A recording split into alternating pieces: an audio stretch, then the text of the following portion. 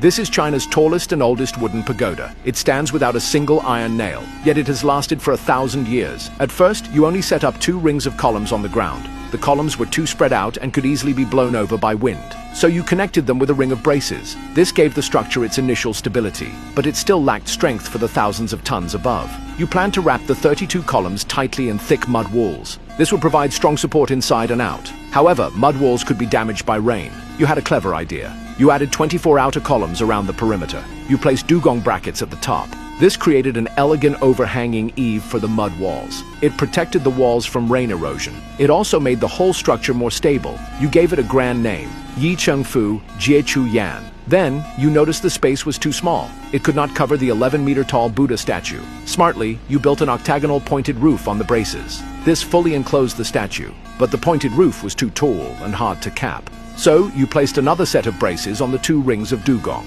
This formed a hidden, dark layer to level the heights. After laying the eaves and roof, you found the load-bearing columns were too short. It was hard to build upward. Clever again, you inserted the 24 columns into the dugong brackets. This solved the short column problem. You named this method Cha Zhu Fa. On the square platform of the 2nd floor, you created a group of 1 Buddha and Bodhisattvas. This showed the idea of great unity and harmony. Then you built square stairs, dugong doors and windows, and eaves. You continued upward, using the same methods. On the 3rd level platform, you sculpted 4 directional Buddhas facing southeast and northwest. On the 4th platform, you made a group scene of the Huayan Dharma assembly. On the 5th platform, you created a mandala of Bodhisattvas. Finally, you capped it with an octagonal tower top.